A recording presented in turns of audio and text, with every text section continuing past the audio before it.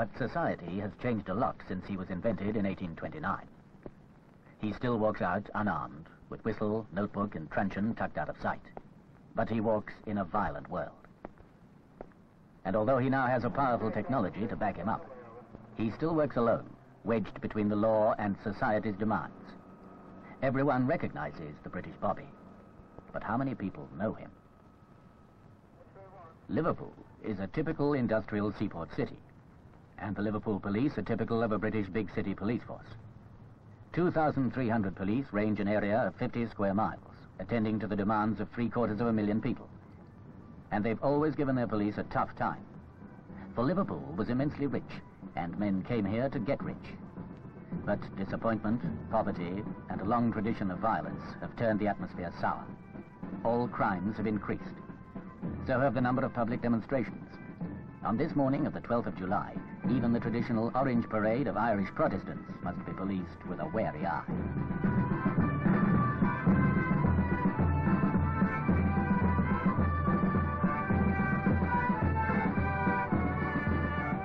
The man who holds the balance between the law and men's demands, in charge of Liverpool's 2,300 police, is Chief Constable Horton. 40 years in the service, his post is beyond any political interference. Well, traditionally, of course, the police are non-political, and the last thing that I ever want to do is to get involved in a political situation, because politics and police work don't really mix. I'm a firm believer in that. But unemployment, bad housing, no facilities for recreation, all these make police problems. Houses take time to build. They take a lot of money. Employment has got to be found. You know, we're in a difficult employment situation at this very moment. All this leaves young people wandering about with nothing really on their mind. And idle hands, in my experience, make mischief. So that politics do cause police problems. And we're the only people that they can attack and make it known that they are displeased with this political situation.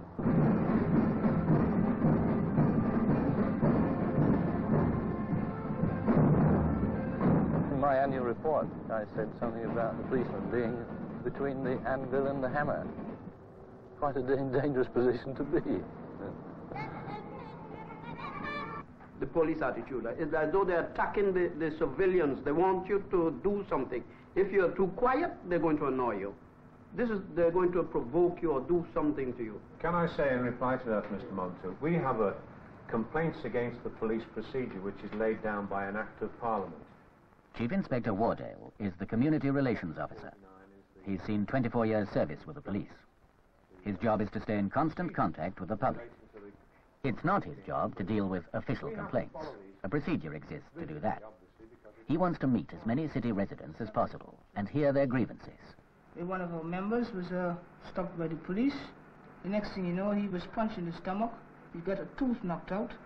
Now, he was subsequently charged with disorderly behavior, in which he was found guilty. No action upstairs. The police allowed these three white men to go away. No names, no address. Nothing was 71. He was charged with possession of cannabis. That was tried to the Crown Court.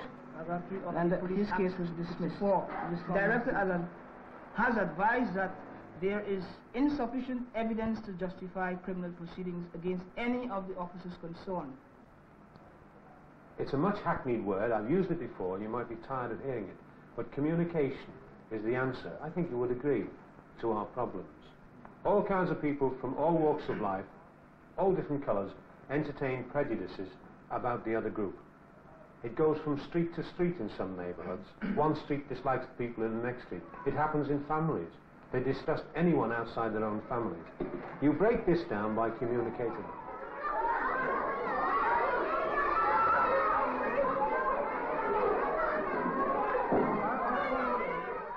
A number of people approach me and complain about the actions of certain police officers. Now, this obviously grieves me as it grieves the majority of my colleagues. Now, we have a big problem. We have to recruit from the human race. And until we can find a better method of recruitment, we're going to have problems. I'm sure that many people suspect the motives of the police when they pursue this community relations policy. But this is no gimmick. This is a genuine attempt to communicate with the public, and in doing so, enable the police officer to see the influence that he can wield in the community, the part that he can play in removing many of the difficulties which the community as a whole experience. I am the full-time community relations officer, but the most important community relations officer is, of course, the man on the beat. And we have about 2,000 men whose job it is to meet with the public daily.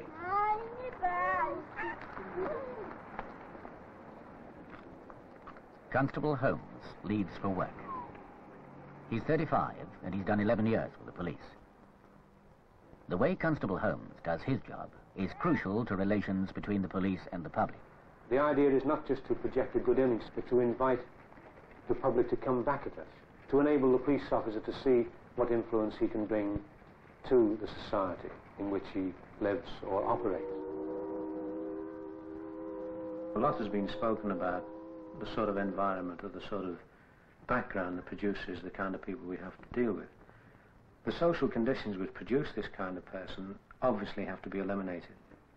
And we have a part to play in this. But we feel the major role is to be played by other people such as the social services, the government as a whole.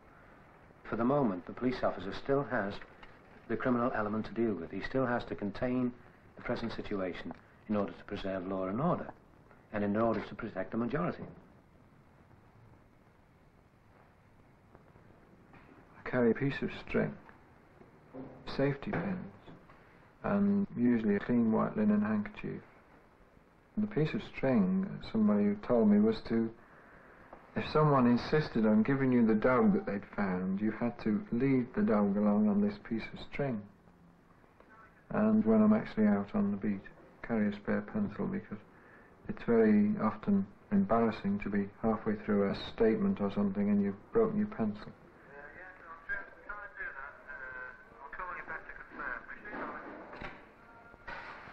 I always used to carry some smelling salts, but I never found a use for them. 182, calling and testing with Charlie Control, receiving you loud and clear. I've never drawn my baton. I've never been ordered to draw it, and I've never had to draw it.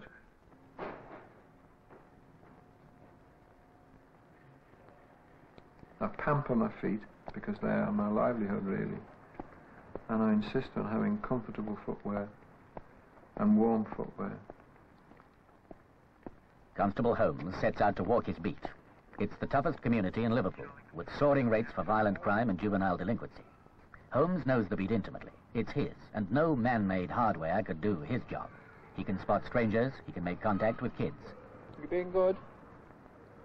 Hey? My main concern is to maintain a contact with people. Having a heyday today, aren't I? You're another one. Put that out of sight. Charlie Control, Charlie X-ray. If somebody wants to pinch your purse, it's easy, isn't it? Gone all shy. When a person gets to know a particular police officer, they do tend to look to that officer for guidance and help, but to actually go and chat to somebody and while they're chatting say, oh, by the way, will you let me see your driving license? You know, they would look down upon you as saying, well, you're not a very nice policeman to know. The neighbourhood would generally go indoors when you walk down their street, which is the thing that mustn't happen, really, when the Bobby's walking about. He wants to see people as well as people wanting to see him. Is that your dinner? Hey?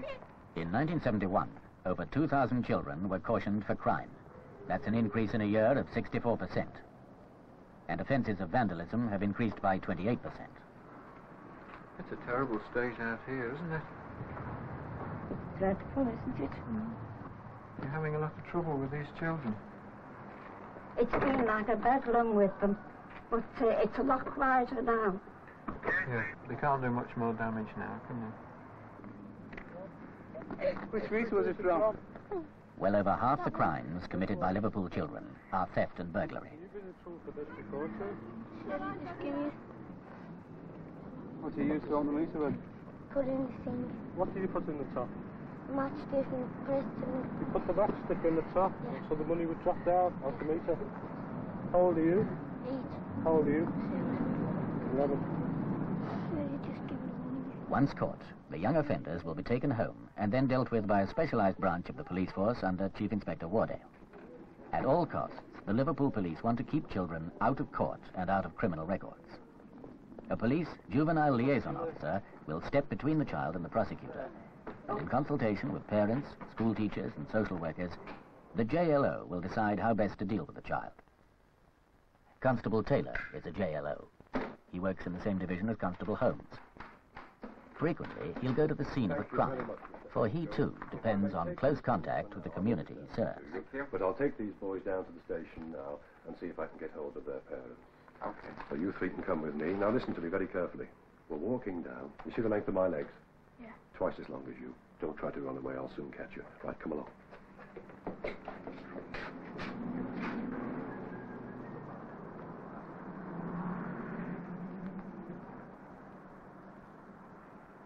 Stand up straight. I want to have a few words with you before your parents come. I'm thoroughly disgusted with your behaviour this morning. Not only have you been pinching from the shops, but you're truanting from school as well. And you, taking your little brother with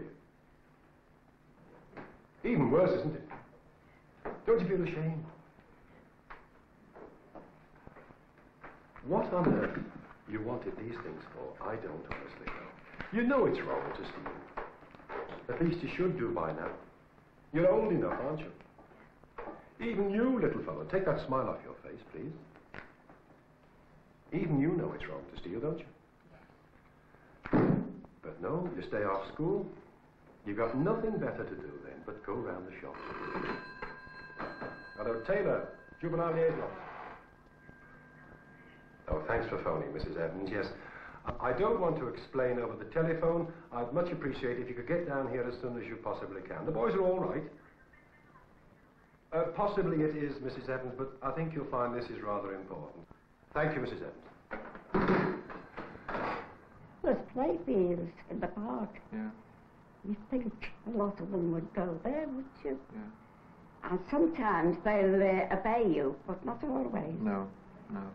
No. Well, it's the same But with us. I will say, of late, it's been a lot better, quieter. Yeah. Well, you're helping me, and I'm helping you, you see, trying to do. Yeah. But more credit to the police, of course. Oh, yes, I think you're all very good and kind. Very We do good. what we can, when we can. Yeah. And you look very nice in your uniform, excuse me saying so. You look very nice.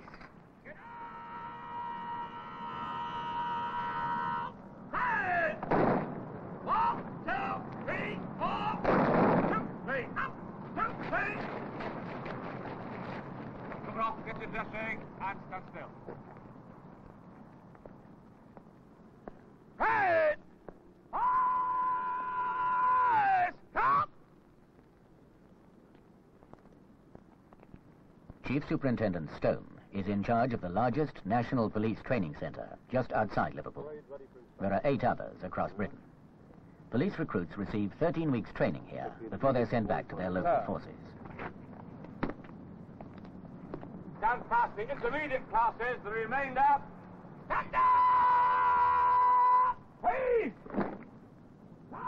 Any policeman in any part of Britain will quote from the same law books, so the police provide a standardized education for all recruits. But they're concerned about the low educational standards of most of them, and are trying to devise more specialized training to prepare them for the changing world outside. I would like to think that we have, at any one time, a cross-section of society. From graduates to people who left school at the age of 15 or 16 with no academic qualifications at all. Very good. And we have to try to melt them together and achieve a standard, which we do. I think they want security, they want a career with promotion prospects, and they also want to make a contribution to society.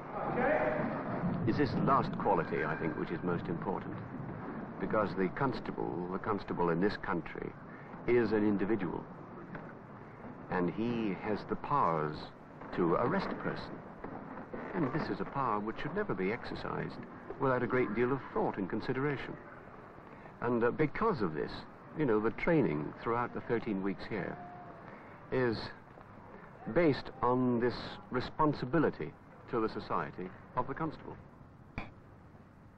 Every policeman must start at the bottom. Constable Bravin is 26. He's been with the police 13 months. He's one of the university graduates in the force. I have a Bachelor of Science in Botany and Zoology and a PhD as a result of the 3 years research work. So officially Dr. Constable, or Constable Doctor, whichever you prefer. Produce your appointments. It's a terrific responsibility for you, and with one little piece of wood that can soon be snatched off you, you're not really very well equipped to deal with the situation. At times it's pretty terrifying. Parade, Sean. But having a gun wouldn't really help an awful lot. If they had 3 guns to your 1 gun, then you're still as badly armed. I'm sure if we had guns, everyone else would soon acquire guns, and we'd end up somewhere along the lines of America. It can be dangerous. It can be dangerous if you're chasing someone. Perhaps it's foolish to go after them. Perhaps we shouldn't bother, but instinctively you want to catch them if you can catch them. You'll break the arm, mate. He didn't do anything, leave him alone. Why do you requesting a vehicle check, Whiskey Bravo November. It's part of a society that I've never seen. And I feel better for having seen it. I'm sure there's no necessity at all for them to be like that. The squalor and the filth, which is totally unnecessary, I had never imagined that there were people like that. You lose your faith in the goodness of human nature. I was at school just up the road from, that would be about 10 years ago now. And, of course, all of it was built up then. None of these vast open spaces of dereliction, but they're all being grassed over now and changing. Excuse me.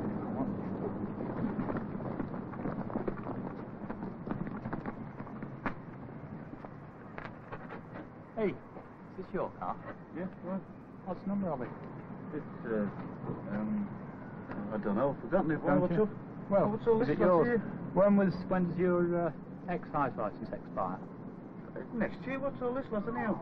Oh, never you mind what this lot is. Oh, it's expired next year anyway. Have a look at those keys there. Look at you.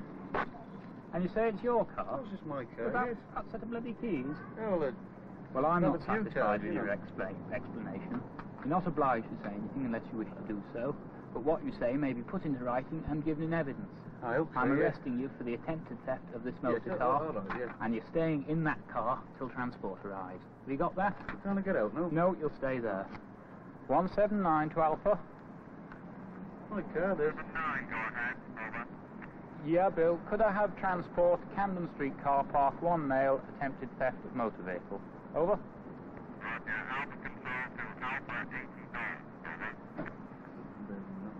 What's your name, you old son? Oh, you'll get to know that later. What is your name? I told you, you get to know later. And how long have you had this vehicle then? Oh, I bought it last year. Did you indeed? What do you do for a living? Mother. Roger, thanks, Bill. You're a rep, and what do you sell then? Oh, ladies things. Ladies Oh, things, yeah. I see, yes, yes. Well, it's a nice car to go with it, yes.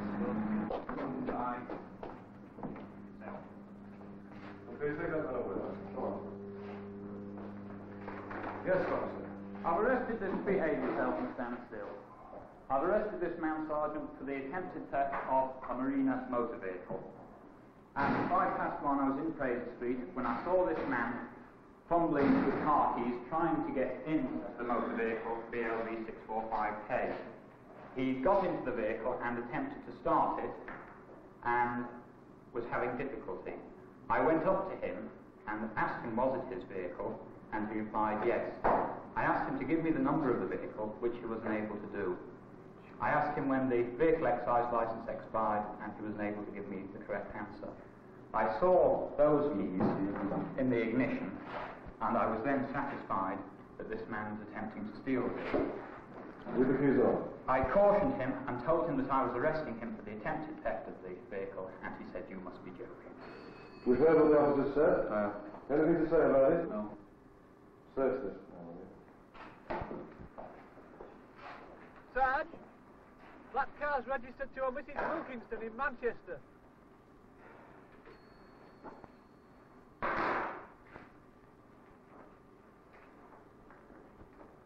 Although I live on top of the police station in the middle of this environment, I would hate to live here as a permanent resident. In fact, I wouldn't. The younger elements now that are responsible for most of the offences, it really isn't their fault. They've been brought up to do it by their parents. They just don't see it as wrong. They don't see any harm in stealing a car. The car's there, they haven't got one, so they can remedy that by taking one. They really don't look upon it as an evil. We haven't really got time to go about the social aspects of altering their customs one way or the other. We've just got to try and stop their customs from interfering with the customs of the more conservative members that are, in a sense, paying for us and want us there.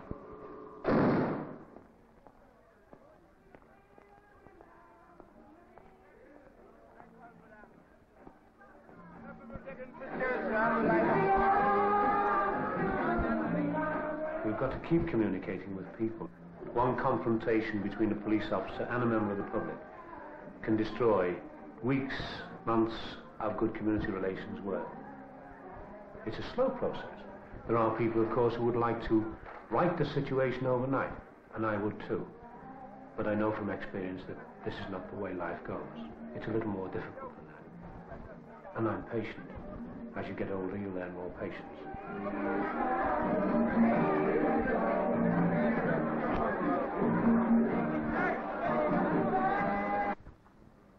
Liverpool has always given its police a tough time. All crimes show an increase. Chief Inspector, Medical Control. Right. Yes, Mr. Gill.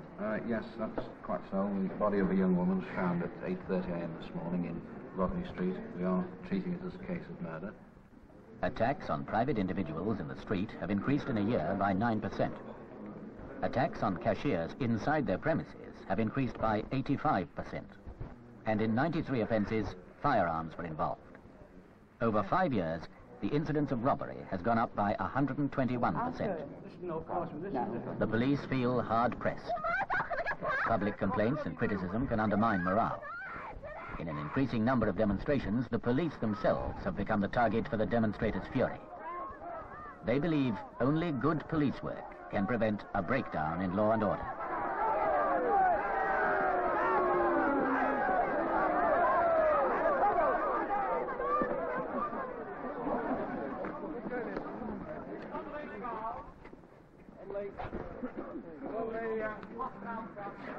I just have your attention now. Now, you've had a taste of what a hostile crowd can do. Fortunately for the police close cordon, we managed successfully this time. And unless we keep the methods that we have now, the methods we're learning today, and improve on them, which I hope we will, it's going to be a very, very difficult job in the future.